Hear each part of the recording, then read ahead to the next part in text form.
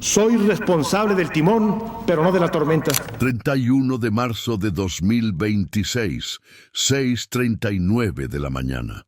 Un convoy de vehículos sin placas visibles avanza por una calle que los mapas satelitales todavía registran con su nombre oficial, pero que cualquier mexicano que vivió los años 70 y 80 reconoce por lo que es: el acceso a una propiedad que se convirtió en el símbolo más obsceno de lo que el poder puede hacer cuando nadie lo supervisa con autoridad real. Todo el mundo conoce ese nombre, la Colina del Perro. Todo el mundo conoce la versión del escándalo que el sistema permitió que circulara: la mansión, la biblioteca en espiral, las albercas techadas, los caminos privados, los soldados vestidos de guaruras cuidando una propiedad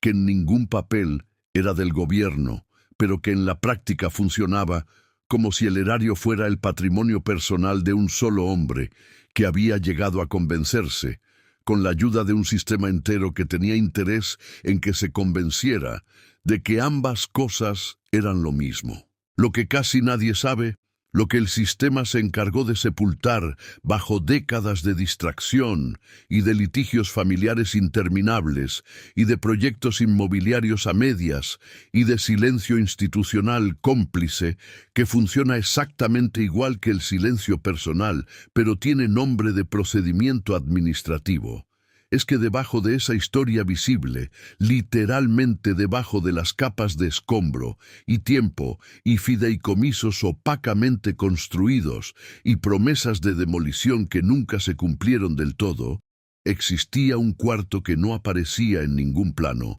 guardando documentos que nadie, con suficiente poder y suficiente voluntad, había llegado a buscar en 40 años. Hoy llegaron. Omar García Harfuch desciende del primer vehículo y se detiene unos segundos en el acceso principal. No porque dude, no porque necesite orientarse, sino porque ese tipo de pausa, esa fracción de tiempo entre llegar y entrar, en la que alguien observa el perímetro completo de lo que está a punto de ocurrir, es la que distingue a quien dirige un operativo de quien simplemente lo ejecuta. Y Harfuch lleva suficientes años en este trabajo para saber que la diferencia entre esas dos categorías no es jerárquica, sino mental, y que los operativos que importan requieren los dos tipos de presencia al mismo tiempo. El equipo de avanzada ya está adentro, desde 15 minutos antes. Hicieron el primer recorrido, transmitieron por radio que todo está despejado, que no hay novedad, que la propiedad está en el estado esperado. Y los que diseñaron este operativo, los que pasaron semanas construyendo la inteligencia patrimonial que lo hace posible, saben exactamente lo que ese informe significa y lo que no significa. Que el primer recorrido en este tipo de propiedades, en este tipo de historias, nunca encuentra lo que importa. El primer recorrido encuentra lo que está a la vista, y lo que importa aquí no está a la vista. Lo que importa aquí está donde solo llega quien sabe que tiene que buscar más allá de lo obvio, más allá de lo que el espacio quiere parecer, más allá de la arquitectura de la superficie que fue diseñada precisamente para que quien llegara sin saber qué buscar exactamente se conformara con lo que encontró primero y concluyera que ya vio todo lo que hay. Harfuch camina despacio por el interior. Mira los techos, mira los pisos, mira las paredes con el tipo de atención que no busca lo que está, sino lo que no debería estar, y apareció, o lo que debería estar, y no está. Las inconsistencias pequeñas que los espacios construidos con intención de ocultar algo siempre producen, porque la intención de ocultar requiere modificaciones que el espacio no puede absorber completamente sin dejar rastro para quien sabe mirarlo. La propiedad tiene el estado específico de algo que no fue abandonado, sino pausado, y esa distinción importa más de lo que parece, porque el polvo que dejan las dos situaciones es distinto. El polvo del abandono es desordenado, acumulado de manera aleatoria sobre superficies que nadie preparó para recibirlo, mientras que el polvo del pauso tiene una textura diferente, casi ceremonial, el polvo quieto de quien limpió antes de irse, porque sabía que en algún momento, aunque fueran décadas, alguien iba a tener que regresar y encontrar las cosas en el estado correcto para que fueran interpretables. No hay el polvo desordenado de quien huyó sin tiempo para ordenar. Hay el polvo quieto de quien dejó todo con la exactitud de quien sabe que en algún momento, aunque sea 40 años después, lo que dejó va a tener que hablar por él. Tardan 41 minutos en encontrar el cuarto. No aparece en ninguno de los planos que la inteligencia patrimonial del operativo consiguió en las semanas previas de trabajo preparatorio. No aparece en los registros de ampliación de la propiedad consultados en el archivo municipal. No aparece en ninguna de las modificaciones documentadas en los distintos momentos en que la propiedad estuvo activa y en que obras de diversa magnitud se realizaron en ella con o sin permiso formal. Es un espacio construido con la intención específica de no existir en ningún papel, con los materiales correctos para parecer parte de la estructura original, con las terminaciones necesarias para que la pared que lo oculta no suene diferente a las paredes que son realmente paredes, con la lógica de quien entendió que el mejor escondite no es el que nadie puede encontrar, sino el que nadie busca, porque no tiene razón para saber que existe. Una habitación que solo existe si entras por el pasillo correcto y sabes que la pared del fondo no es una pared, sino una puerta que fue diseñada para parecer exactamente lo contrario, para convencer a quien la ve de que ya llegó al final del corredor y que lo que sigue es simplemente el exterior del edificio. El agente que la descubre no grita, no llama por radio con la urgencia de quien encontró algo extraordinario. Camina hasta donde está Harfuch, lo encuentra en el corredor principal y le dice en voz baja las 4 palabras que el protocolo reserva para este tipo de hallazgo. Las 4 palabras que en el vocabulario de este tipo de operativo significan exactamente lo que parecen significar y nada más ni nada menos. Hay que ver esto. Harfuch entra. La habitación tiene la temperatura específica de los espacios que no han tenido circulación de aire en mucho tiempo. No el frío del abandono total, sino la temperatura estable de lo sellado, de lo que fue cerrado con cuidado y no volvió a abrirse. Adentro hay 4 cajas de cartón reforzado apiladas junto a la pared izquierda, apiladas con la precisión de quien las organizó para que duraran, para que el peso estuviera distribuido de manera que el cartón no cediera con el tiempo. Una libreta de pasta dura sobre una repisa de madera colocada con la verticalidad que no produce el azar, sino la intención. Un archivero de 2 cajones cerrado con llave, del tipo de metal que los años 70 producían, con una solidez que los materiales contemporáneos raramente igualan, que el equipo técnico abre en 9 minutos sin dañar el mecanismo. Porque el protocolo establece que en este tipo de material lo que no se puede abrir sin daño no se abre hasta que llegue quien pueda abrirlo sin daño. Y sobre una mesa de madera, colocado con la exactitud de quien no huyó, sino que simplemente se detuvo, que pausó todo en el instante preciso en que decidió que lo que seguía ya no podía documentarse desde adentro, pero lo que ya estaba documentado podía guardarse para después. Un folder amarillo con un clip metálico oxidado sujetando lo que parece ser un documento de varias páginas, escrito a mano en las primeras hojas y a máquina en las siguientes,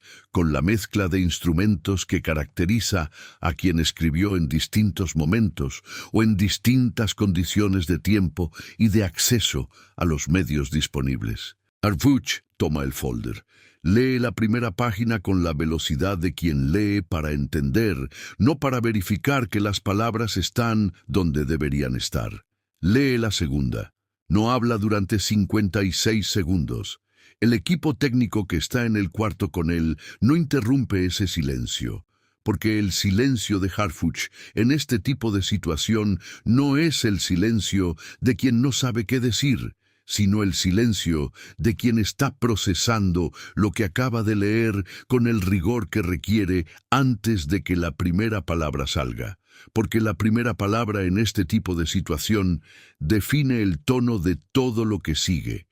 y el tono de todo lo que sigue define la velocidad y la dirección del proceso que se acaba de iniciar.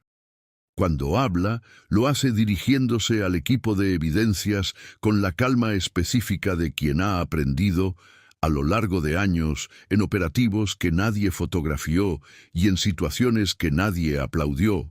a no dejar que la magnitud de lo que ve se filtre en la voz, porque la voz que se filtra pierde autoridad, y la autoridad en ese momento es la única herramienta que importa. Dice, cataloguen todo. Nada sale de aquí hasta que yo hable con el fiscal general. Para entender lo que hay en ese cuarto, hay 4 cosas que necesitas saber. 4 piezas que el sistema político mexicano, la industria de la complicidad institucional y el tiempo que todo lo sepulta si nadie insiste en desenterrarlo, guardaron en este lugar con la confianza de que nadie vendría a buscarlos. No la confianza arrogante de quien cree que el poder dura para siempre,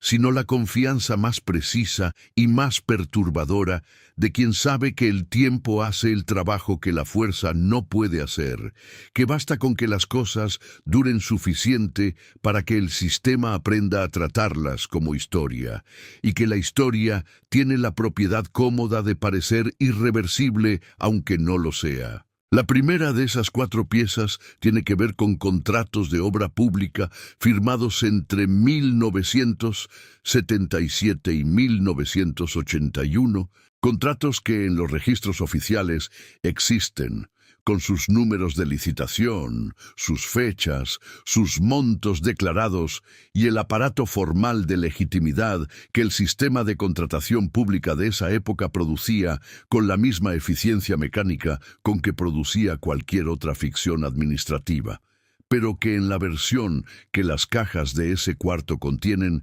tienen algo más, algo que los registros oficiales nunca tuvieron y cuya ausencia en los registros oficiales no fue un descuido sino una decisión: las notas al margen. Y esas notas son, según el análisis preliminar del equipo que las revisa esa misma mañana, la diferencia exacta entre lo que el país pagó y lo que las obras costaron en la realidad,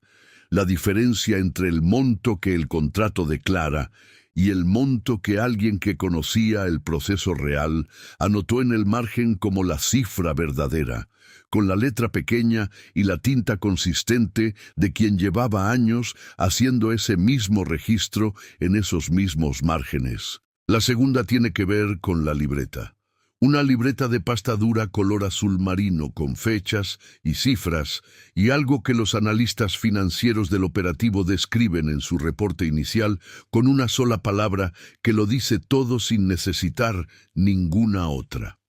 rutas. Rutas de dinero entre cuentas de instituciones en al menos 3 países distintos. Movimientos que en el contexto de los años que esa libreta documenta, no tienen ninguna explicación dentro de los parámetros de la actividad pública legítima, de ningún funcionario, de ningún nivel, de ningún gobierno, de ningún país que opera dentro de los límites que sus propias leyes establecen, aunque no siempre cumpla, aunque no siempre tenga la voluntad de cumplirlas. La tercera tiene que ver con el archivero, con los expedientes que sus 2 cajones contienen, y con los nombres que aparecen en esos expedientes. Nombres que en 1982 estaban en los titulares de todos los periódicos como villanos del sistema, señalados por el régimen siguiente con la precisión calculada de quien necesita un enemigo convenientemente visible para darle a su propio gobierno la legitimidad que ningún gobierno puede darse a sí mismo sin alguien a quien señalar desde afuera, y que en los documentos de ese archivero aparecen en una relación con el poder que los señaló que resulta mucho más compleja, mucho más incómoda y mucho más reveladora que la versión que el sistema tuvo interés en que México recordara durante 4 décadas, la versión que se enseña en los libros, la versión que el sistema político necesitaba que fuera la versión oficial, porque la otra versión, la versión de los expedientes del archivero,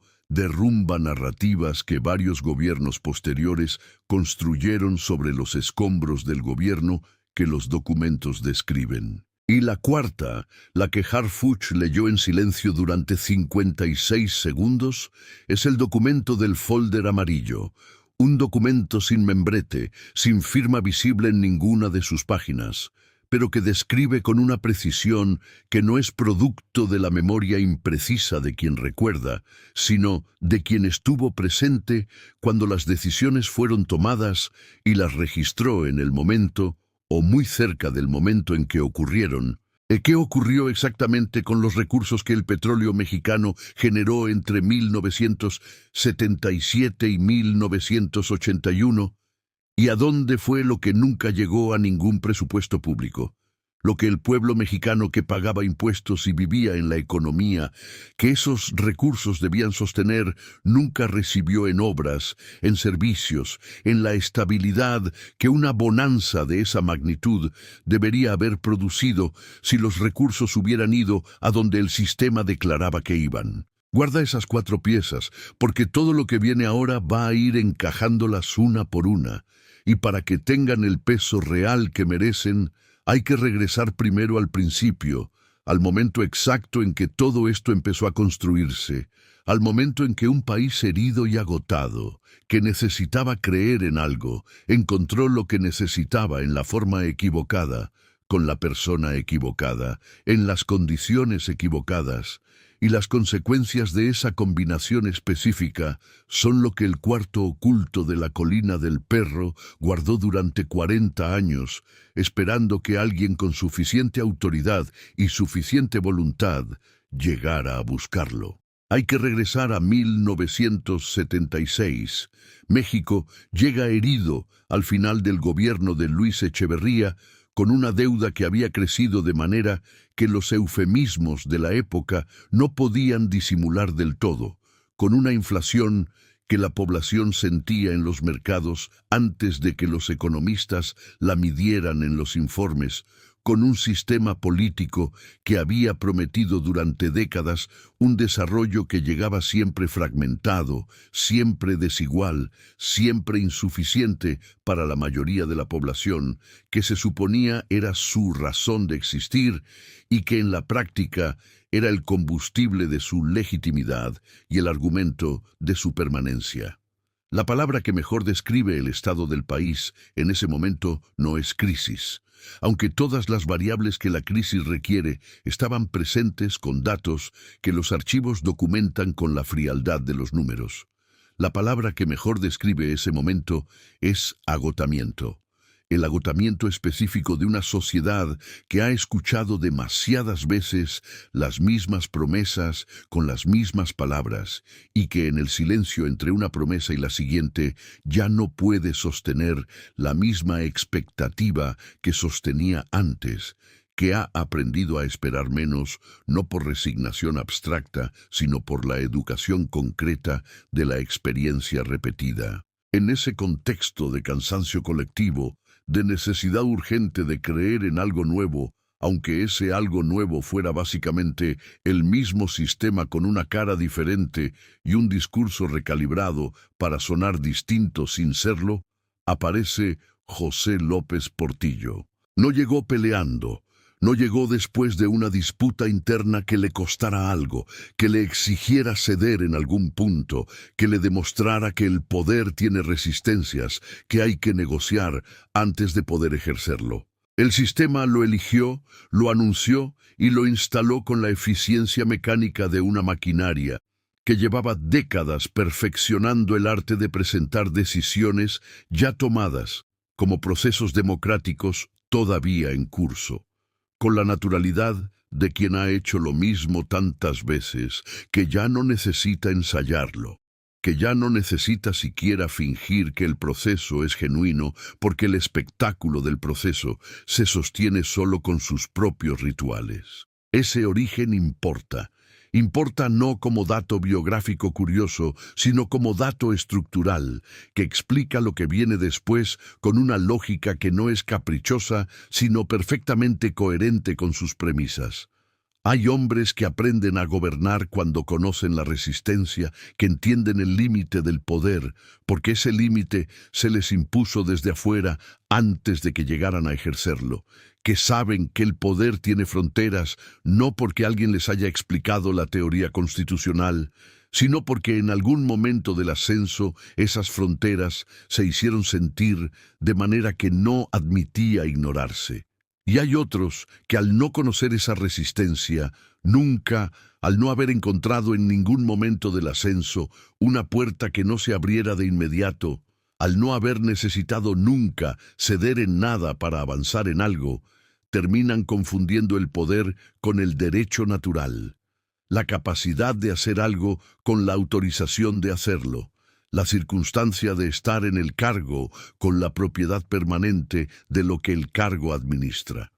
López Portillo pertenecía a esa segunda categoría con la completitud de quien no tuvo ni un solo momento en que la experiencia le enseñara lo contrario, y el sistema que lo instaló no solo no se lo advirtió, lo alimentó activamente con la lealtad específica de quienes participaban del mismo circuito de beneficios que hacía posible el sistema en su conjunto, quienes tenían interés personal en que el hombre en la cima creyera que el sistema era infinito, porque la creencia en la infinitud del sistema era la condición que hacía posible su participación en los beneficios de ese mismo sistema. Y después llegó el petróleo. No el petróleo que ya existía y que había sostenido parte de las finanzas públicas durante décadas, el petróleo conocido, el petróleo planificado, el petróleo que los presupuestos ya habían incorporado como variable predecible, el petróleo nuevo, el hallazgo de yacimientos en el Golfo de México, cuya magnitud superó todo lo que las proyecciones más optimistas habían calculado, el tipo de hallazgo geológico que cambia la postura de un país en el sistema financiero internacional de manera inmediata, visible y casi violenta en su velocidad, el tipo de hallazgo que hace que los teléfonos de las secretarías relevantes empiecen a sonar desde capitales que semanas antes no marcaban ese número con la misma frecuencia. De pronto México era un país que los bancos internacionales miraban con el interés generoso y algo predatorio, de quien descubre que el deudor que consideraba de segunda categoría tiene activos que nadie había contabilizado con esa escala, que el crédito que antes ofrecían con condiciones ahora lo ofrecían con entusiasmo, porque el respaldo había cambiado de dimensión, de manera que los modelos de riesgo no podían ignorar. Los créditos llegaban antes de que se pidieran con urgencia. Las reuniones con inversores se agendaban con una espontaneidad que en la práctica era perfectamente calculada. Los países que hasta hacía meses habían tratado a México como un mercado emergente periférico de segunda categoría empezaban a usar un vocabulario diferente, un vocabulario de posibilidades, de proyecciones de largo plazo, de futuro que parecía garantizado no por la prudencia de quienes lo administraban, sino por el subsuelo mismo, como si la geología hubiera decidido de manera definitiva la historia económica del país para las décadas por venir. Y López Portillo no recibió esa bonanza con la prudencia de quien sabe que las circunstancias pueden cambiar, que el precio de una materia prima es por definición volátil, que el crédito ofrecido con generosidad en tiempos de euforia se convierte en cadena cuando la euforia termina y los mismos que ofrecían con entusiasmo comienzan a cobrar con la frialdad de quien siempre supo que el entusiasmo era instrumental y el cobro era el punto. La recibió como una confirmación, como si la abundancia petrolera fuera el mensaje que el subsuelo le enviaba específicamente a él para validar la visión que tenía de sí mismo y de su lugar en la historia del país. Administrar la abundancia. Esa fue la frase que definió su gobierno antes de que el gobierno demostrara que no había abundancia que administrar, sino una ilusión que gestionar. Pero en el momento en que la pronunció, en 1977, frente a una audiencia que necesitaba escuchar exactamente eso, sonó como la descripción precisa del estado real de las cosas, como si el petróleo nuevo del Golfo de México hubiera venido a confirmar que la era de la escasez había terminado de manera definitiva y que lo único que quedaba por decidir era la velocidad y la dirección de la prosperidad que se aproximaba. Esa ilusión fue el principio de todo lo que los documentos del cateo del 31 de marzo documentan con la frialdad específica de los contratos, las rutas de transferencias y los expedientes que nadie abrió durante 4 décadas. Porque una cosa es administrar la abundancia con la responsabilidad de quien sabe que su cargo es temporal y los recursos que administra pertenecen al país. Y otra muy distinta es decidir a dónde va esa abundancia sin que nadie con autoridad real de supervisar esa decisión pueda verificar que el destino declarado coincide con el destino real. Y esa distancia, la distancia entre el destino declarado en los contratos y los presupuestos y los informes de gobierno y el destino real que la libreta y el folder amarillo documentan con la precisión del testigo que estuvo adentro, es exactamente el núcleo de lo que el cuarto oculto guardó durante 40 años, esperando que alguien llegara a buscarlo con la autoridad y la voluntad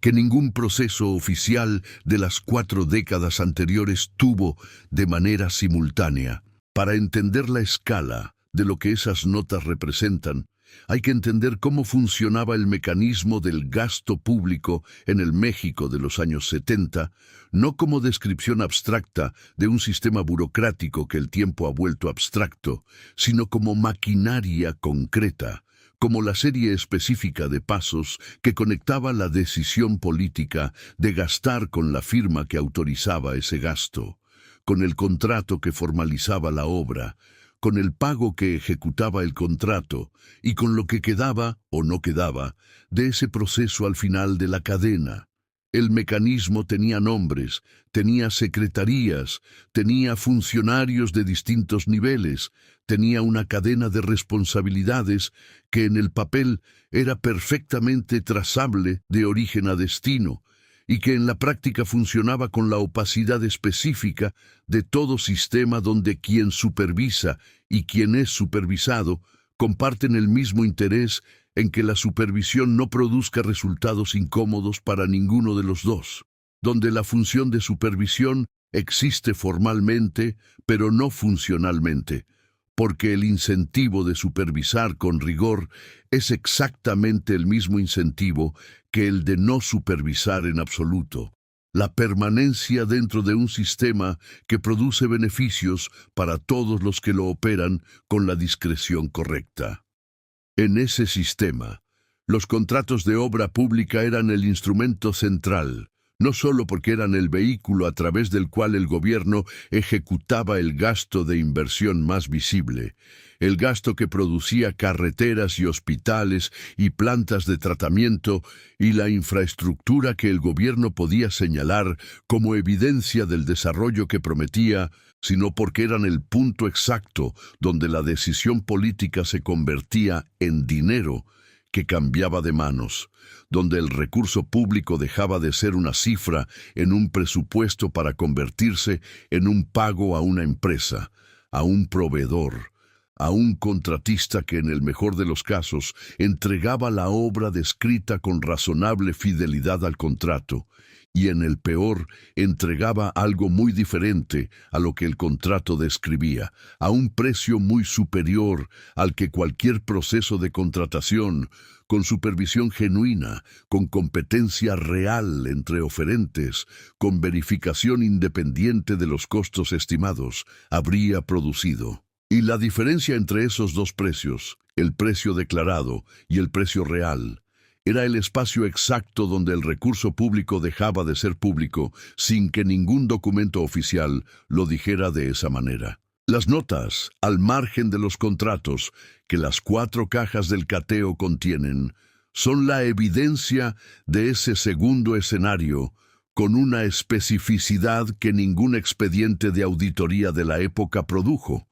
porque los expedientes de auditoría de la época fueron producidos por un sistema de auditoría que no tenía la independencia ni la voluntad de producir ese tipo de especificidad.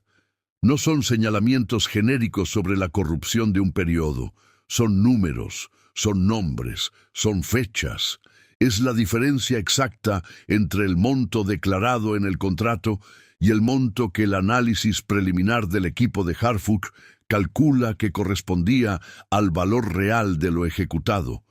con la nota adicional que en varios contratos especifica el destino de esa diferencia con una precisión que el análisis del equipo va conectando, contrato por contrato, con las rutas que la libreta documenta desde el lado de las transferencias. Esa diferencia tiene un nombre técnico en los expedientes de auditoría. Fuera de los expedientes, tiene otro nombre más preciso y más honesto, el nombre que el sistema siempre tuvo interés en no usar: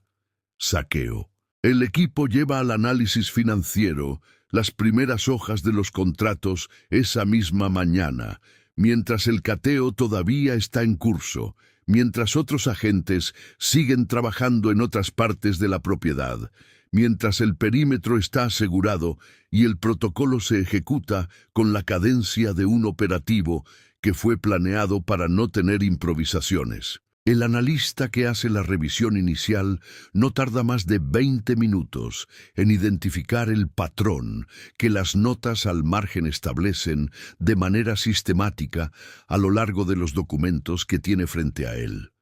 No es un error en un contrato específico que podría explicarse por descuido o por la complejidad puntual de una obra particular. No es una irregularidad aislada que podría atribuirse a la decisión individual de un funcionario de nivel medio que actuó por cuenta propia fuera del sistema.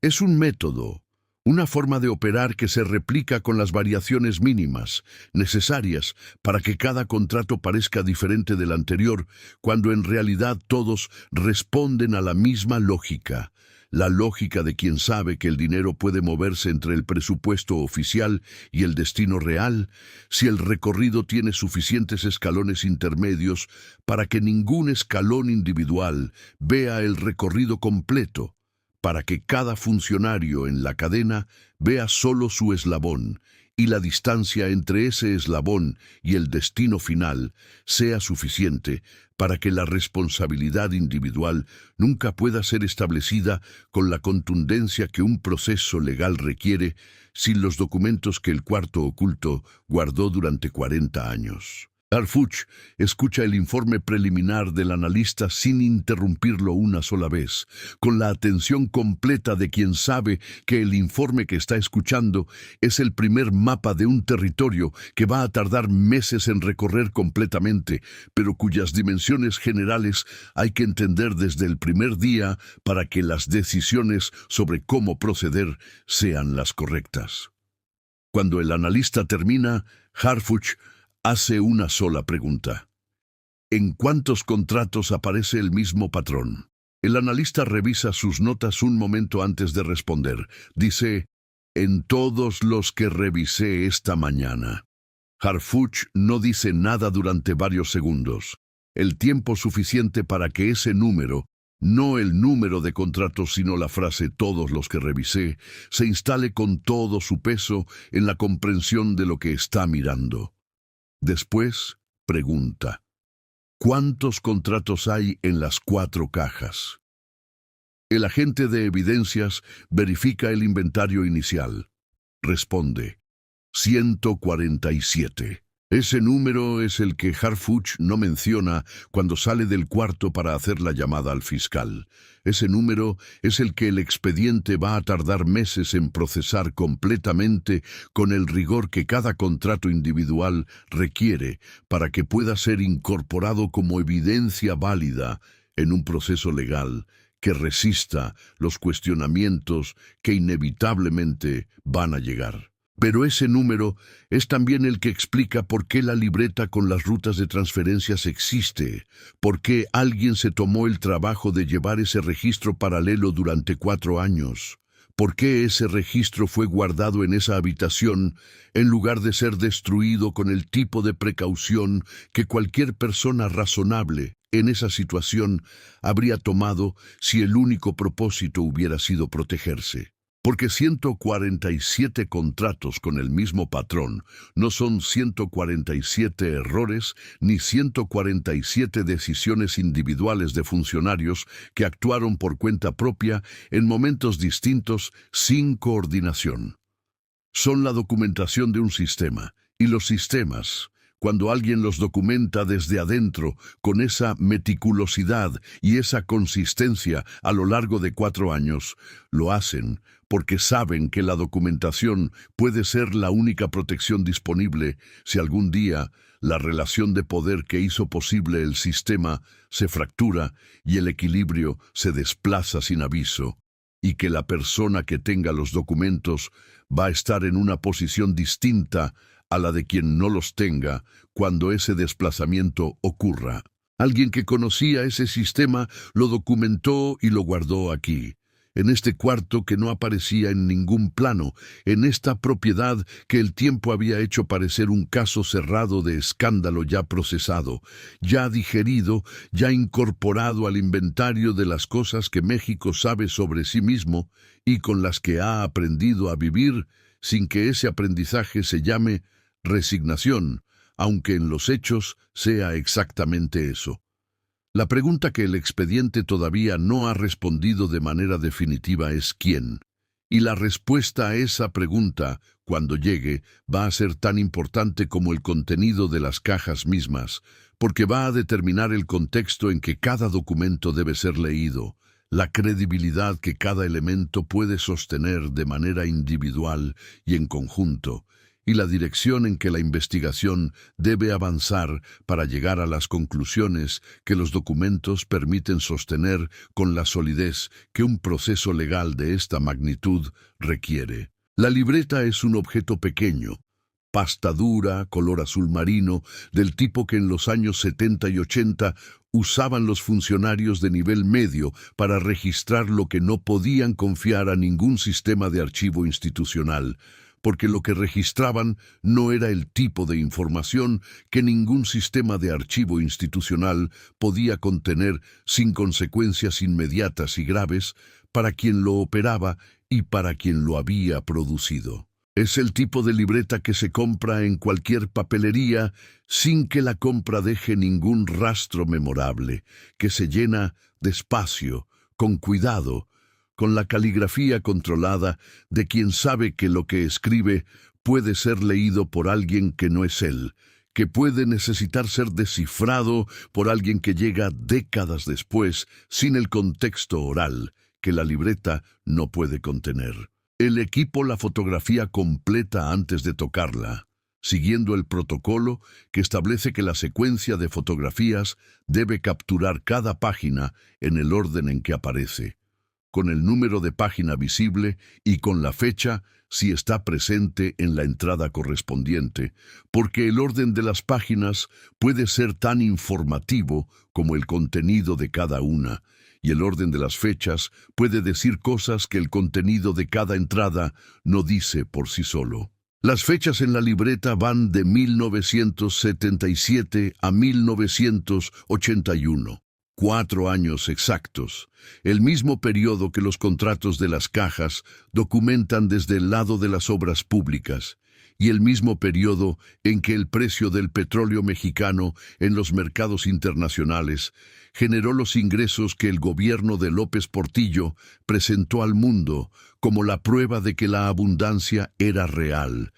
de que el discurso de la prosperidad tenía un respaldo geológico que lo hacía irrefutable, de que México había llegado finalmente al momento histórico en que la promesa del desarrollo podía cumplirse sin las limitaciones que habían impedido que se cumpliera en los gobiernos anteriores. Las entradas de la libreta no tienen el lenguaje de los documentos legales ni la frialdad técnica de los contratos. Tienen la brevedad específica de quien registra para recordar, no para demostrar, la brevedad de quien escribe para sí mismo o para alguien que ya tiene el contexto que hace inteligibles las abreviaturas, que ya sabe lo que cada inicial representa, que no necesita que le expliquen lo que cada número significa porque vive dentro del sistema que esos números describen y puede leer el mapa sin que el mapa necesite leyenda. El patrón que emerge de la decodificación que el equipo realiza en las horas que siguen al cateo, usando como referencia cruzada los contratos de las cajas y los expedientes del archivero, no es nuevo en términos generales. Es el patrón clásico de la triangulación financiera que cualquier sistema de lavado de recursos de cierta escala ha utilizado en variaciones distintas desde que existen los sistemas financieros internacionales y la posibilidad de mover dinero entre jurisdicciones con regulaciones y capacidades de supervisión diferentes. El recurso sale de un origen que parece legítimo porque está asociado a un contrato con número y sello oficial. Pasa por un intermediario que no aparece en ningún contrato público, que existe en los registros de al menos una jurisdicción extranjera con la actividad declarada suficiente para no ser inmediatamente visible como un vehículo de triangulación, y llega a un destino que tampoco aparece en ningún registro oficial mexicano de ningún tipo, que en los registros de las jurisdicciones donde finalmente descansa, aparece con la forma jurídica correcta para que la pregunta de cómo llegó ahí no tenga respuesta obvia. La triangulación existe porque el recorrido directo dejaría una huella que cualquier auditor con acceso al sistema podría seguir en media mañana. La triangulación existe para que el recorrido visible sea siempre más corto que el recorrido real, para que la distancia entre origen y destino sea técnicamente irreconstruible sin los documentos que registraron el recorrido completo desde adentro. Lo que hace que la libreta sea extraordinaria no es el método que describe, porque ese método era conocido y practicado en variaciones por sistemas políticos de toda la región, en esa época, con diferencias de forma, pero no de fondo. Lo que hace que la libreta sea extraordinaria es el nivel de detalle con que lo documenta para este caso específico. Las instituciones específicas por nombre, los montos específicos por fecha, las fechas específicas por operación, y en varios de los registros los nombres de los países en cuyas instituciones financieras esos montos llegaron a descansar antes de continuar su recorrido hacia el destino final, antes de adoptar la forma jurídica que los volvía invisible para cualquier sistema de supervisión que no tuviera acceso a lo que la libreta registró en tiempo real o muy cerca del tiempo real. 3 países.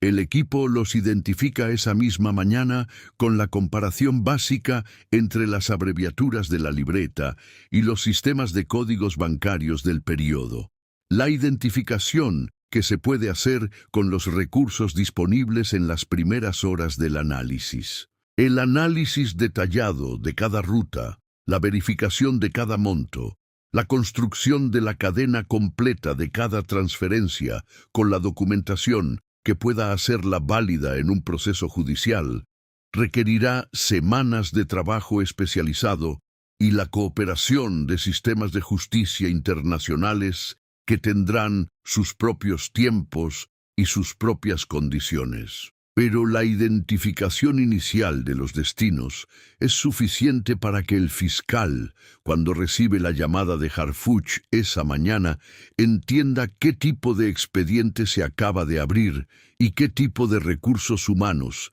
técnicos, jurídicos y diplomáticos va a requerir procesarlo con la seriedad que su magnitud exige. No es un expediente de corrupción menor, del tipo que los sistemas de justicia aprenden a procesar con los recursos y los plazos habituales. No es un caso de desvío puntual en una obra específica que puede investigarse de manera aislada sin afectar el sistema más amplio del que forma parte. Es un expediente de Estado, del tipo que en otros países ha resultado en procesos que duraron años, que involucraron la cooperación formal de sistemas de justicia de múltiples jurisdicciones, con todas las complejidades diplomáticas y técnicas que esa cooperación requiere,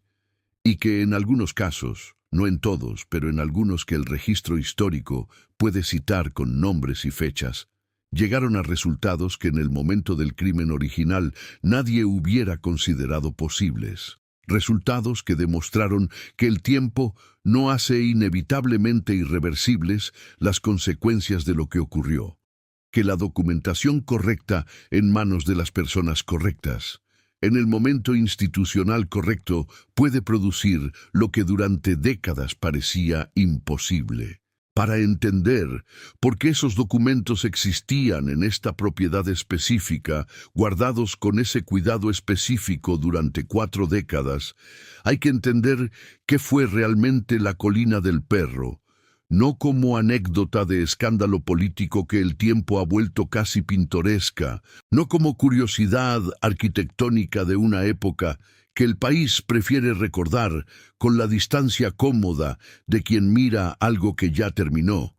sino como evidencia material de algo que en 1979, en 1980, en 1981, era visible para cualquiera que pudiera verlo, pero que muy pocas personas en posición de hacer algo con lo que veían tuvieron la voluntad de nombrar con las palabras correctas, en el foro correcto, con las consecuencias reales que el nombramiento correcto debería haber producido. El terreno en Lomas de Vista Hermosa, el complejo de edificaciones que fue creciendo durante los años del sexenio, con una velocidad que ningún presupuesto privado razonable podría explicar, las mansiones, la biblioteca en espiral, diseñada con el nivel de sofisticación arquitectónica que solo se encarga cuando el dinero no es el límite, la alberca techada, los caminos privados construidos con maquinaria de obra pública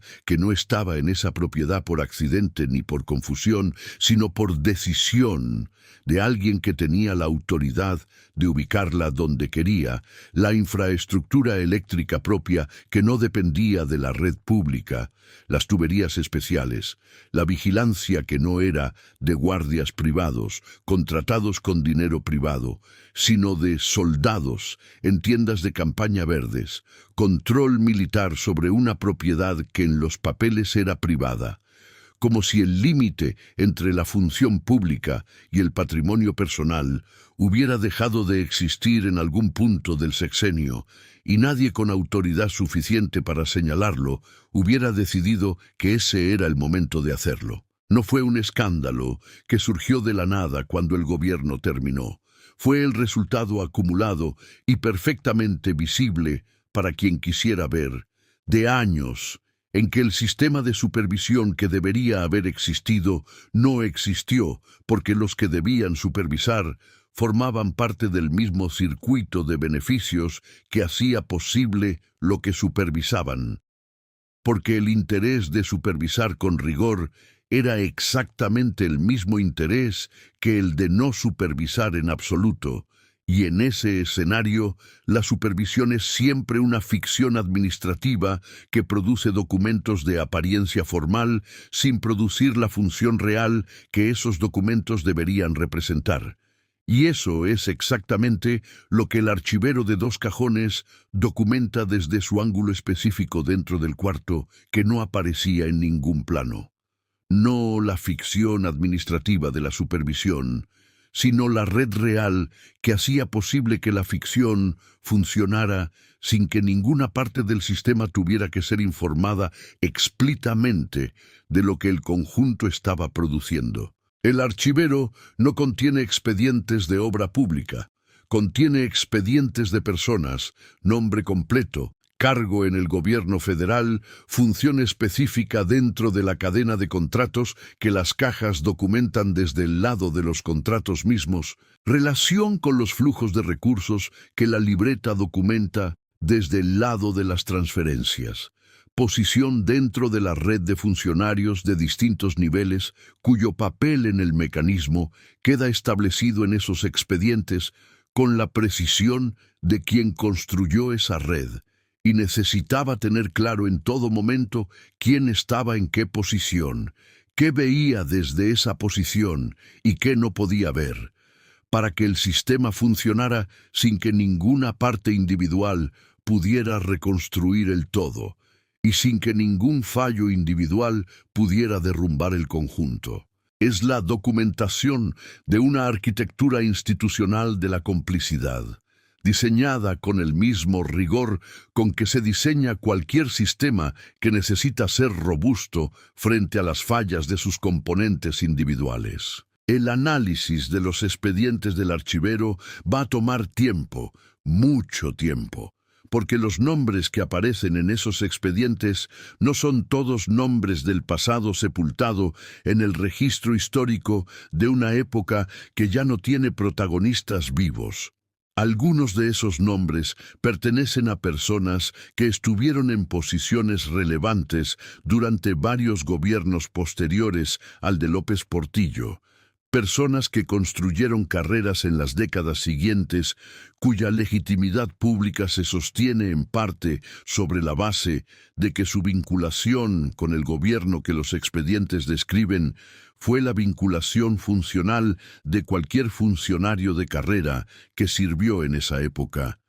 no la vinculación específica que los expedientes del archivero documentan si el análisis del equipo resulta ser lo que parece ser en la revisión inicial. La vinculación que esos expedientes documentan si se confirma con el rigor que un proceso legal requiere para que pueda ser utilizada como evidencia sin ser destruida por los cuestionamientos de la defensa. Tiene implicaciones que trascienden el expediente histórico de un gobierno que terminó hace más de 40 años y que se instalan en el presente con la incomodidad de lo que desafía narrativas consolidadas. El equipo cataloga los expedientes del archivero sin abrirlos todos ese día, siguiendo el protocolo que establece que material de ese tipo requiere revisión secuencial y documentada,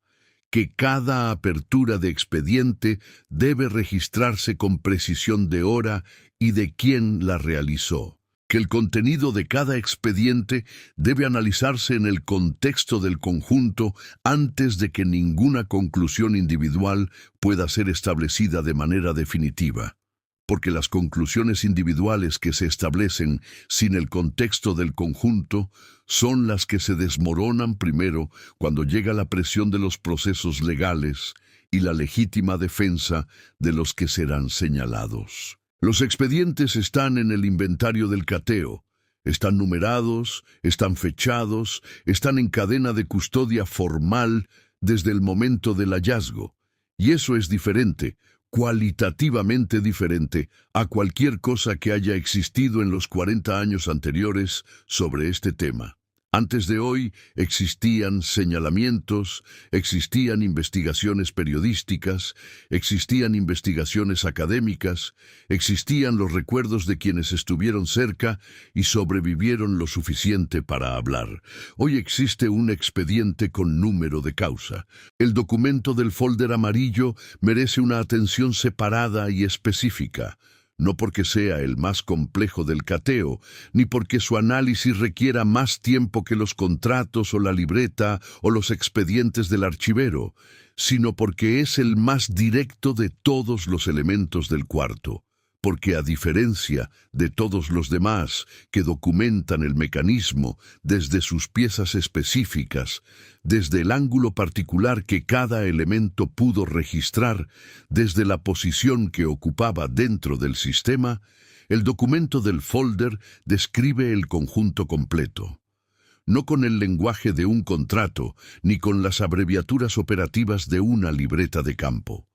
Con el lenguaje de alguien que entendió el sistema completo y decidió escribirlo con la conciencia de que lo que estaba escribiendo no era un informe de gestión destinado a circular dentro del sistema, sino un testimonio destinado a sobrevivir al sistema, y que ese testimonio tenía que ser suficientemente preciso para que sobreviviera al tiempo sin perder inteligibilidad ni peso evidencial, suficientemente concreto para que no pudiera ser descartado como especulación o interpretación de quien no estuvo adentro, suficientemente completo para que el mapa que dibujara pudiera conectarse con los territorios que los contratos y la libreta y los expedientes describían desde sus ángulos específicos. El documento no tiene título, no tiene membrete, no tiene firma visible en ninguna de sus páginas, aunque el análisis caligráfico podría identificar eventualmente quién lo escribió si los registros comparativos disponibles en archivos públicos o privados son suficientemente completos. Las primeras páginas establecen el periodo que cubre 1977 a 1981, con la precisión de quien delimita el alcance de lo que va a describir no por convención arbitraria, sino porque ese periodo específico tiene una lógica interna que los documentos que siguen va a ser evidente. Establecen el contexto, el gobierno federal y la gestión de los ingresos derivados de la exportación petrolera durante el boom que ese periodo representa en la historia económica del país. Y establecen el propósito del documento con una frase en la primera página que el inventario del cateo reproduce, porque ninguna paráfrasis podría decir lo mismo con la misma economía de palabras y la misma carga de intención que esa frase tiene cuando se lee sabiendo lo que está alrededor de ella, sabiendo que fue escrita por alguien que guardó ese documento en un cuarto que no aparecía en ningún plano, esperando que alguien con autoridad suficiente llegara a leerla. La frase dice: este documento existe para que lo que ocurrió no pueda ser negado si alguien algún día decide que no puede seguir siendo ignorado. Harfuch leyó esa frase. Después leyó las siguientes páginas con la atención total de quien sabe que lo que está leyendo va a redefinir el expediente que tiene abierto y posiblemente varios otros que no sabía que tenía, y no dijo nada durante 56 segundos, porque lo que las siguientes páginas describen no es la historia que el sistema político mexicano contó sobre ese periodo durante 4 décadas. No es la versión de la crisis de 1982 como resultado de factores externos incontrolables, de la caída del precio del petróleo en los mercados internacionales que nadie en México podía controlar, de los errores de cálculo de un gobierno que apostó demasiado a una bonanza que no pudo sostener, de la arrogancia de un hombre que creyó que el subsuelo era una promesa permanente y no una circunstancia temporal. Lo que las siguientes páginas describen es la otra versión, la versión que el sistema nunca tuvo interés en que nadie leyera con acceso a los documentos que la sostienen, la versión de ¿a dónde fue lo que no llegó a ningún presupuesto público? Lo que no se convirtió en obras, ni en servicios, ni en la estabilidad económica que una bonanza de esa magnitud debería haber producido si los recursos hubieran tomado el camino que el sistema declaraba que tomaban. La ruta completa, desde el origen en los contratos de obra pública hasta los destinos finales en las cuentas de las instituciones financieras que la libreta identifica por nombre, con los montos específicos que en cada etapa del recorrido cambiaban de forma jurídica sin cambiar de dueño efectivo, con la lógica de un sistema diseñado para que el dinero público llegara a destinos privados, dejando en el camino suficientes capas de formalidad para que ninguna capa individual pudiera ser señalada como el momento exacto en que el recurso dejó de ser del Estado y pasó a ser de alguien más. El documento del folder amarillo es el mapa. Los contratos de las cajas son el territorio que ese mapa describe desde el lado de las obras. La libreta es el territorio que ese mapa describe desde el lado de las transferencias. Los expedientes del archivero son el territorio que ese mapa describe desde el lado de las personas que hicieron posible que el sistema funcionara. Y juntos, esos 4 elementos constituyen el expediente más completo que existe sobre lo que ocurrió con los recursos del boom petrolero mexicano entre 1977 y 1981. Un expediente que nadie en 40 años tuvo la autoridad y la voluntad simultáneas de construir de manera oficial, y que alguien construyó de manera privada con la paciencia y la sistematicidad de quien no sabe cuándo va a llegar el momento en que ese archivo importe, pero está seguro de que ese momento va a llegar, porque los sistemas que parecen permanentes siempre terminan fracturándose. Hay algo que los documentos del cateo del 31 de marzo no pueden decir por sí solos, pero que el conjunto de todos ellos sugiere con una claridad que no necesita interpretación adicional ni argumento de refuerzo.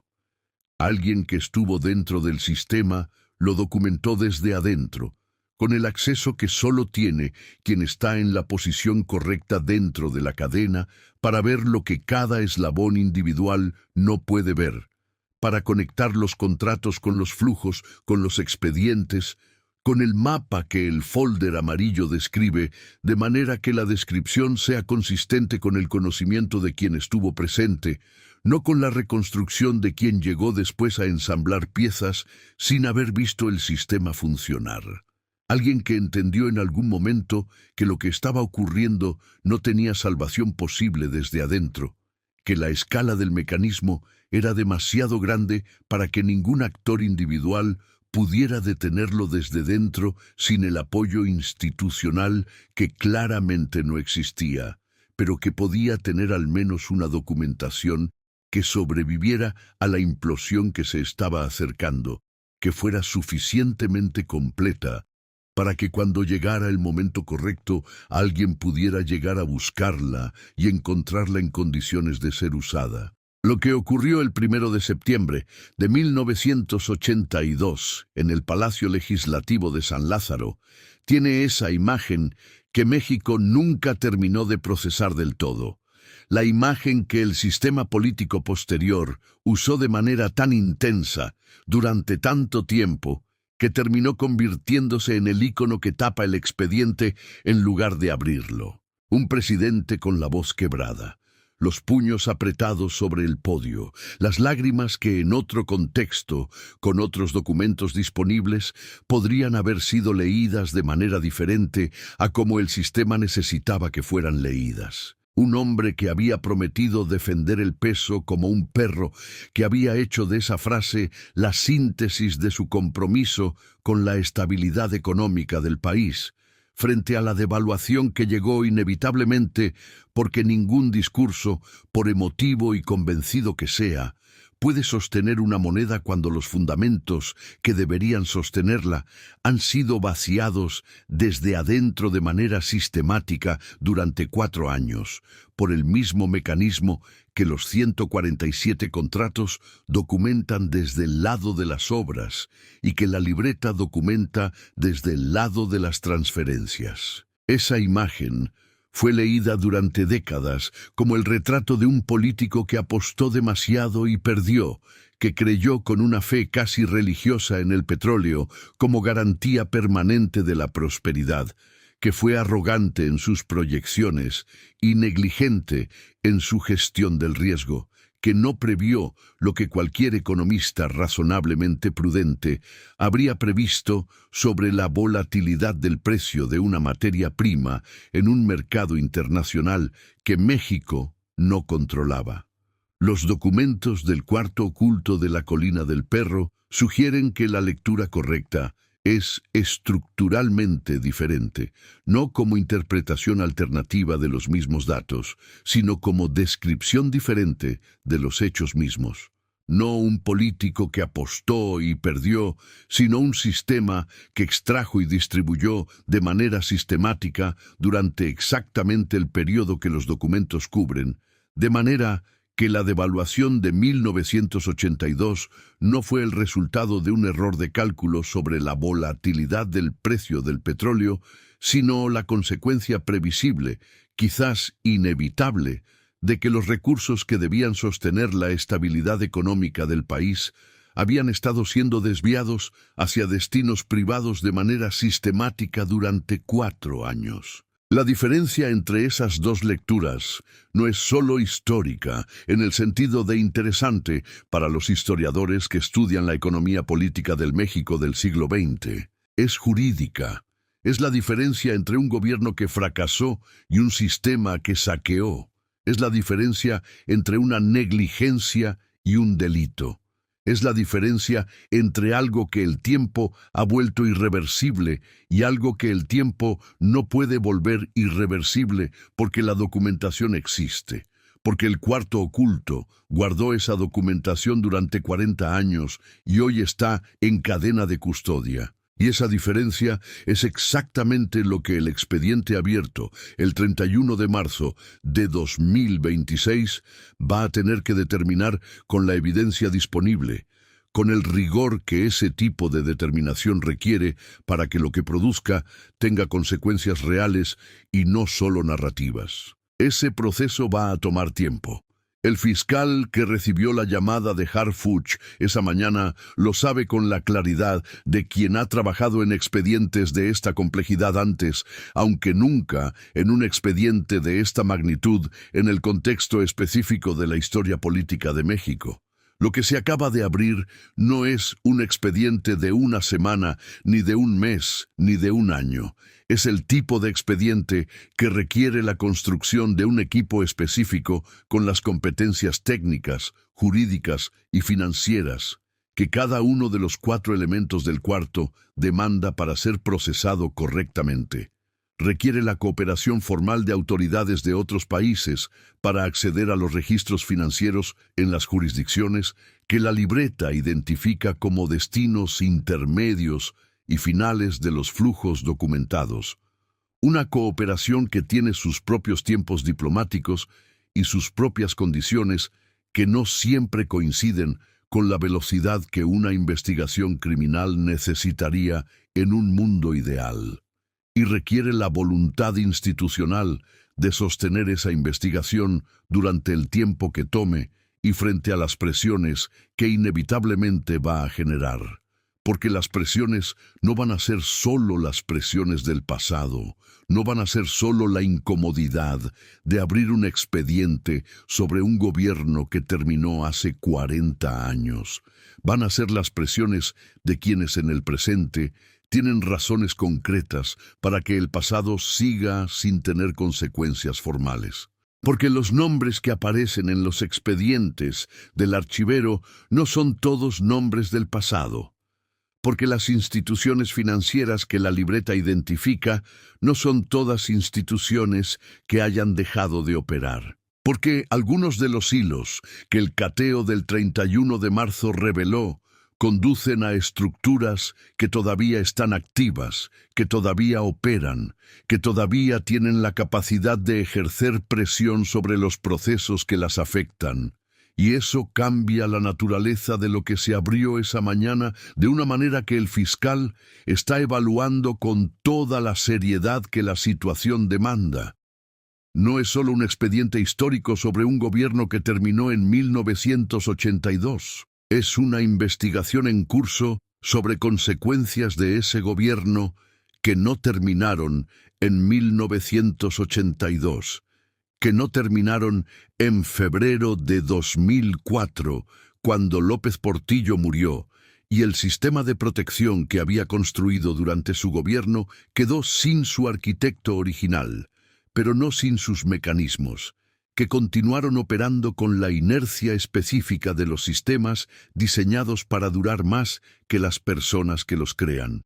con los fideicomisos y las estructuras societarias que siguieron activos mucho después de que el hombre que los diseñó dejó de estar en condiciones de administrarlos personalmente, las guerras familiares que siguieron a su muerte, la disputa pública y prolongada por los bienes entre los hijos del primer matrimonio y los de la segunda familia, el deterioro progresivo de la Colina del Perro como propiedad física, que en su momento había sido presentada como el monumento personal de una visión del mundo, y que con el tiempo fue absorbida por procesos legales interminables y proyectos inmobiliarios que se anunciaron con fanfarria y no terminaron por razones que nadie explicó completamente. Todo eso generó durante años una distracción pública perfectamente funcional,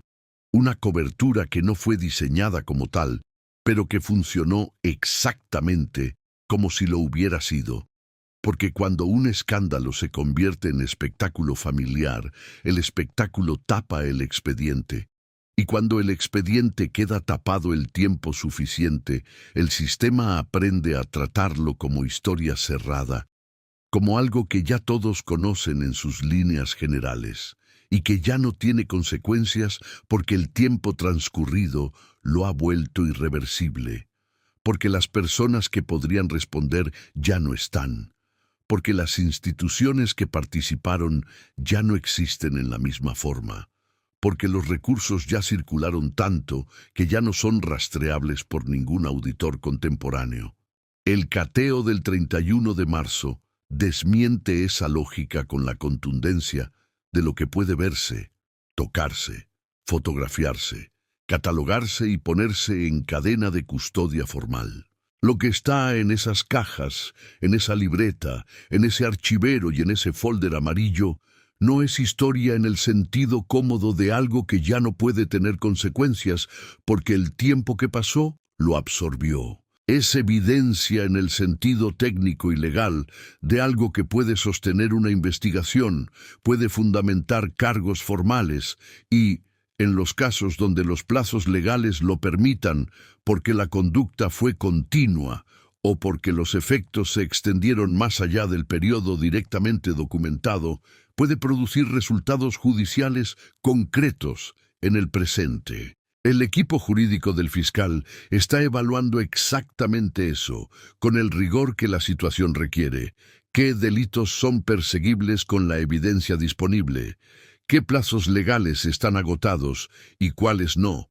¿Dónde la ley establece que el tiempo para actuar terminó y dónde ese tiempo todavía no terminó porque la conducta no fue un acto único y puntual, sino un patrón sostenido durante años, o porque los efectos de esa conducta siguieron generándose después del periodo que los contratos documentan directamente, o porque las estructuras que protegen ese patrimonio siguen operando y esa operación continua es en sí misma perseguible con independencia de cuándo comenzó. La pregunta que el expediente tiene que responder antes que ninguna otra no es ¿qué hay en los documentos? Porque eso el análisis inicial ya lo está respondiendo.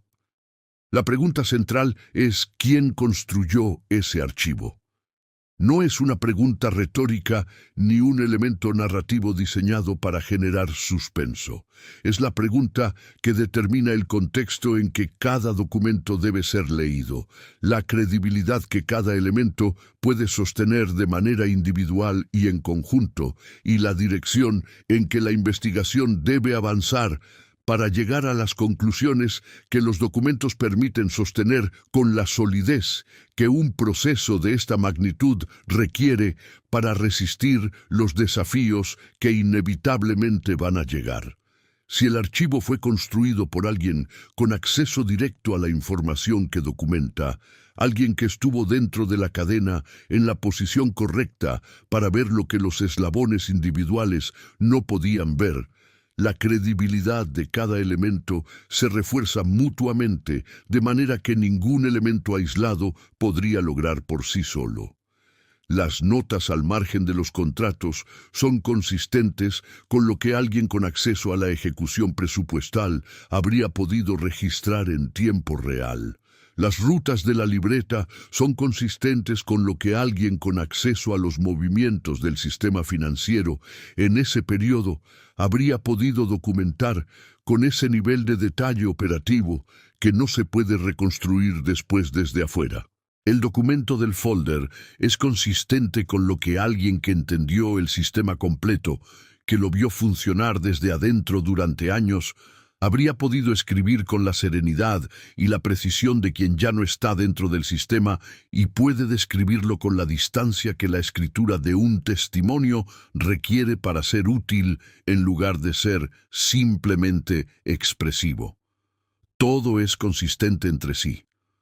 Lo que todavía no existe en el expediente es la identificación de ese alguien. El análisis caligráfico de la libreta y del folder está en proceso. La comparación de esa caligrafía con registros históricos de funcionarios del periodo que puedan estar disponibles en archivos públicos o en colecciones privadas que algunos investigadores y periodistas construyeron durante décadas va a llevar tiempo y va a requerir la cooperación de instituciones que en algunos casos pueden tener sus propias razones para que ese proceso avance con lentitud o con prontitud, dependiendo de a quién identifique el análisis como el autor del archivo. Pero hay un dato en el cuarto oculto que el inventario del cateo registró sin procesar su implicación completa en ese primer momento. Un dato pequeño en términos de espacio físico, pero potencialmente muy grande en términos de lo que puede decir sobre la persona que dejó ese archivo en ese cuarto esperando este operativo. En la libreta, en la última página escrita, en la última entrada que alguien hizo antes de cerrarla y guardarla en la repisa de madera donde el equipo la encontró 44 años después, hay una fecha. No es la fecha de la última entrada de información operativa. No es el registro de la última ruta de transferencia que la libreta documenta. No hay texto antes de esa fecha ni texto después. Es una fecha sola, sin contexto visible para quien la lea, sin el contexto correcto, sin explicación aparente para quien no sepa lo que esa fecha representa en la historia del país. La fecha es el 17 de agosto de 1981, el día en que José López Portillo, desde el Zócalo de la Ciudad de México, pronunció públicamente, frente a una multitud convocada para escucharlo, la frase que prometía defender el peso como un perro. Alguien escribió esa fecha en la última página de la libreta como si fuera una marca, como si la elección de ese día específico para cerrar el registro tuviera un significado que no necesitaba explicación para quien algún día leyera esa página sabiendo lo que esa frase representó en la historia del país y lo que la libreta documenta sobre lo que ocurría en el sistema mientras ese hombre pronunciaba esa promesa. Como si esa fecha dijera, en el lenguaje comprimido de quien escribe para la posteridad, sin saber cuánto tiempo va a pasar antes de que alguien lo lea, que hasta aquí llegó lo que pudo documentarse desde adentro, que lo que venía después ya no era documentable desde la misma posición, porque la posición había cambiado o porque quien escribió la libreta había entendido que lo que venía después era el derrumbe, que esa documentación era demasiado pequeña para detener, pero quizás suficientemente precisa para que algún día, cuando las condiciones fueran diferentes, cuando el sistema que hizo posible todo lo que la libreta documenta ya no tuviera el poder de bloquear las preguntas que hacen posibles las respuestas, alguien llegara a leer esa última página con el contexto correcto y supiera exactamente lo que la fecha significaba y exactamente quién la escribió. El expediente del 31 de marzo de 2026 es ese algún día. 44 años después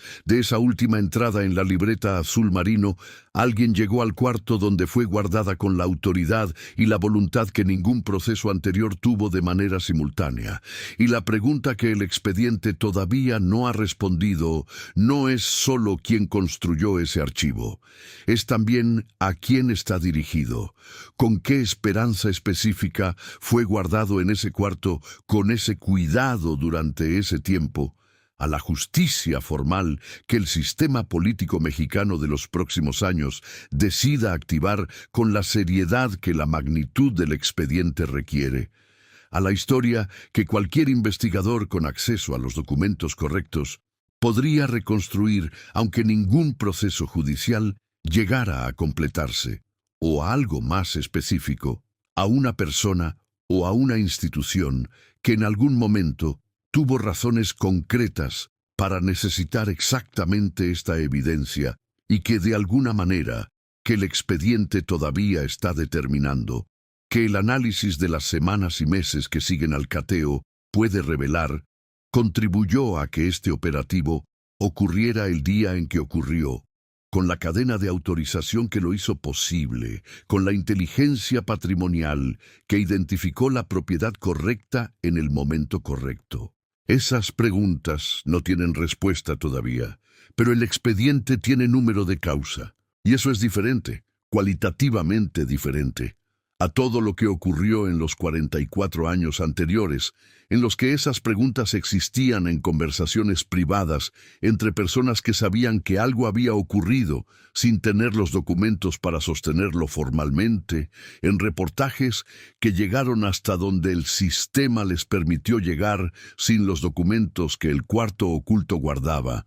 en investigaciones académicas que documentaron lo que los archivos disponibles permitían documentar sin los elementos que ese cuarto contenía, en la memoria de quienes estuvieron cerca y sobrevivieron lo suficiente para hablar, pero cuyo testimonio sin documentos es siempre vulnerable a los cuestionamientos de quienes tienen interés en que el testimonio no sea suficiente. El expediente tiene número de causa, y eso significa que las preguntas que México lleva décadas sin poder hacerse de manera oficial ya tiene la estructura institucional que necesitaban para dejar de ser solo preguntas y convertirse en el tipo de proceso que produce respuestas con consecuencias reales. Harfuch salió de la propiedad esa mañana con el folder amarillo ya en manos del equipo de evidencias. Caminó hasta el vehículo con el paso de quien tiene claro lo que acaba de ocurrir y lo que viene después. Se detuvo un momento antes de subir. El agente que estaba junto a él diría después, en la conversación informal que estos momentos producen entre personas que estuvieron presentes en algo que saben que importa, que Harfuch miró la propiedad desde el exterior durante varios segundos, que miró los techos, las ventanas cerradas, el perímetro de una propiedad que durante décadas fue presentada al país como el símbolo más obsceno de la arrogancia de un régimen, la imagen que el sistema político posterior usó para decir miren lo que el anterior hizo mientras el sistema posterior hacía lo mismo con métodos más discretos y exactamente el mismo fondo. Y que después de mirarla, con la pausa completa de quien termina de ver algo antes de nombrar lo que vio, dijo una sola cosa antes de subir al vehículo. Dijo, llevamos 40 años preguntándonos a dónde fue el dinero. Hoy empezamos a saberlo. Esa frase no está en ningún comunicado oficial. No fue dicha frente a cámaras ni registrada en ningún documento formal del operativo. Pero el agente que la escuchó la recordó con exactitud porque era la frase que resumía con la precisión de lo obvio, lo que los documentos de ese cuarto llevaban 40 años esperando que alguien dijera con la autoridad suficiente para que tuviera consecuencias reales. No como señalamiento político que el sistema absorbe y descarta, no como titular de periódico que mañana es historia vieja, sino como el punto de partida formal de un proceso que va a requerir tiempo y trabajo, y la valentía institucional de sostenerlo hasta donde los documentos alcancen y el sistema de justicia tenga la voluntad de llegar. El expediente sigue abierto. Los 147 contratos están siendo analizados con la meticulosidad que la escala del patrón que contienen requiere. La libreta está en proceso de decodificación completa, con el análisis cruzado entre las abreviaturas que contiene y los registros históricos de las instituciones financieras que identifica como nodos del sistema de transferencias. Los expedientes del archivero están siendo revisados de manera secuencial y documentada, con el registro preciso de cada apertura, de cada nombre, de cada relación que emerge entre los expedientes individuales y el sistema que en conjunto describen. El documento del folder amarillo está en análisis jurídico para determinar su peso, como evidencia en los procesos que el fiscal está evaluando iniciar, con el rigor que ese tipo de determinación requiere para que lo que produzca pueda sostenerse frente a los cuestionamientos que van a llegar con la certeza de todo lo que tiene razones concretas para llegar.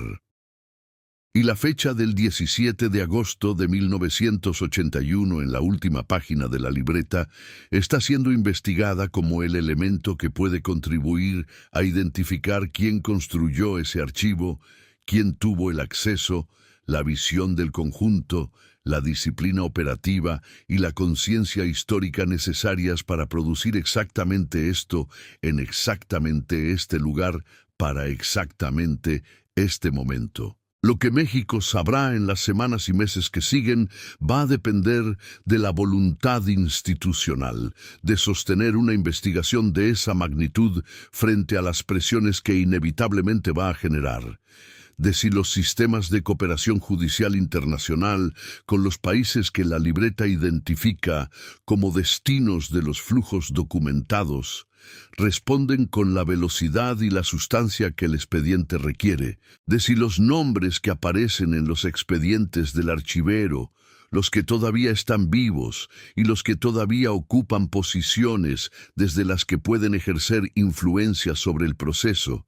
permiten que ese proceso avance sin los obstáculos que no tienen nombre legal, pero tienen consecuencias reales, y que el sistema de justicia, en su versión imperfecta y presionada, y sin embargo formalmente comprometida, va a tener que navegar de una manera que el expediente todavía no puede anticipar. Y de si la pregunta que el documento del folder formula en su primera página tiene por fin una respuesta que el sistema esté dispuesto a sostener hasta sus consecuencias completas, hasta donde los documentos alcancen y más allá si los documentos conducen hacia allá. Lo que ocurrió no puede ser negado si alguien algún día decide que no puede seguir siendo ignorado. Alguien decidió.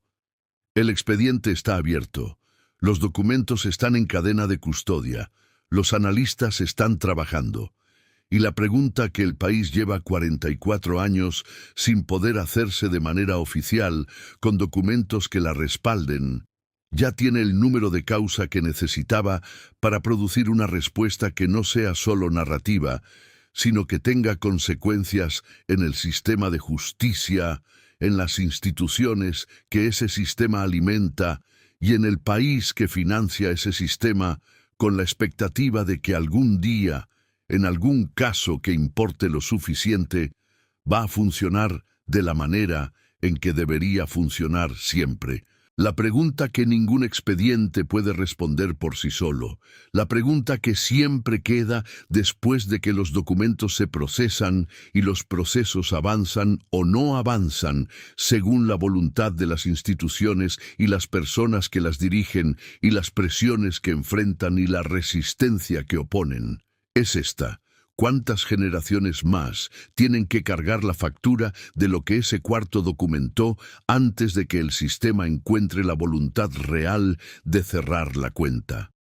¿Cuántos Méxicos más tienen que construirse sobre la misma deuda sin que nadie con autoridad suficiente decida que la deuda tiene que ser nombrada, que tiene que ser cuantificada, que tiene que ser adjudicada a quienes la produjeron con los nombres correctos y las consecuencias correctas? Eso no lo responde el expediente, lo responde lo que hagamos con él. Y esa pregunta, esa última pregunta que el folder amarillo formuló para que alguien algún día la leyera con el contexto correcto y el peso que merece, ahora te la estoy haciendo a ti, porque el expediente está abierto y lo que ocurra después depende de si quienes pueden exigir que avance, que no se archive, que no se dilate, que no se convierta en uno más de los expedientes que el sistema abre con fanfarria y cierra con silencio, deciden que no pueden seguir ignorándolo.